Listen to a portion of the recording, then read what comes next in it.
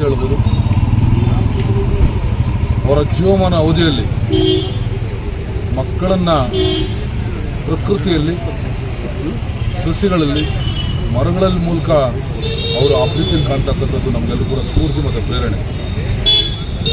ಅವರಿಗೆ ಎಷ್ಟೇ ಪ್ರಶಸ್ತಿ ಸಿಕ್ಕಿದ್ರು ಕೂಡ, ಎಷ್ಟೇ ದೊಡ್ಡ ಮಟ್ಟಕ್ಕೆ ಅವ್ರು ಸಾಧನೆ ಮಾಡಿದ್ದಾರೆ ಅಂತ ಅಂದ್ಬಿಟ್ಟು ಜನ ಅವ್ರ ಗುರ್ತು ಮಾಡಿದ್ರು ಸಹ ಪ್ರತಿನಿತ್ಯ ಅವರ ಕೊನೆ ದಿನಗಳಲ್ಲಿ ಕೂಡ ಮರಗಳ ಬಳಿ ಹೋಗಿ ಅವರು ಪೋಷಣೆ ಮಾಡಿ ಬೆಳೆಸಿದಂಥ ಮರಗಳಿಗೆ ಒಂದು ನಮಸ್ಕಾರ ಹಾಕಿ ಅವರನ್ನು, ಆ ಮರಗಳನ್ನು ತಮ್ಮ ಮನೆ ಮಕ್ಕಳ ಥರ ನೋಡ್ಕೊಂಥ ಒಂದು ದಿವ್ಯ ಚೇತನ ಇವತ್ತು ಕಣ್ಮರೆಯಾಗಿರ್ತಕ್ಕಂಥ ನಾವೆಲ್ಲ ಕೂಡ ನೋವಿನ ಸಂಗತಿ.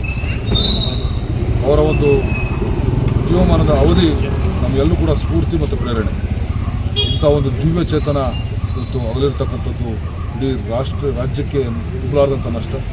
ಅವರ ಪ್ರಕೃತಿ ಪ್ರೇಮ, ಮರಗಳ ಮೇಲೆ ಇರ್ತಕ್ಕಂಥ ಪ್ರೀತಿ ಎಲ್ಲೂ ಕೂಡ ನಮಗೆಲ್ಲೂ ಕೂಡ ಸ್ಫೂರ್ತಿ ಮತ್ತು ಮುಂದಿನ ಪೀಳಿಗೆ ಕೂಡ ಅವರ ಒಂದು ದೂರದೃಷ್ಟಿ ಏನಾಗಿತ್ತು ಅದೆಲ್ಲೂ ಕೂಡ ನಮಗೂ ಮತ್ತು ನಮ್ಮ ಮುಂದಿನ ಪೀಳಿಗೆಗೆ ದಾರಿದೀಪವಾಗಬೇಕು ಅಂತ ಬಯಸ್ತಾರೆ.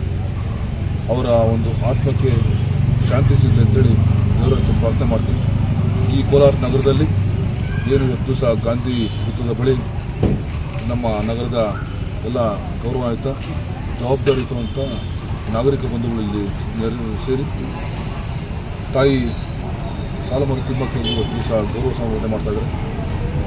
ಬಂದಂಥ ಎಲ್ಲರೂ ಕೂಡ ಮತ್ತೊಮ್ಮೆ ಎಲ್ಲರೂ ಕೂಡ ಅವರಲ್ಲಿ ಮನವಿ ಮಾಡ್ತಾ ಮುಂದೆ ನಾವೆಲ್ಲರೂ ಕೂಡ ಇದೇ ಪ್ರೀತಿ ವಿಶ್ವಾಸ ಏನು ಅವ್ರ ಮೇಲೆ ಇಟ್ಟಿದ್ದೀವಿ, ಅದ್ರ ಮೂಲಕ ಅವಕಾಶ ಸಿಕ್ಕಾಗೆಲ್ಲನೂ ಕೂಡ ಜೀವ ನೀಡುವಂಥ ಕೆಲಸ ಮಾಡೋಣ.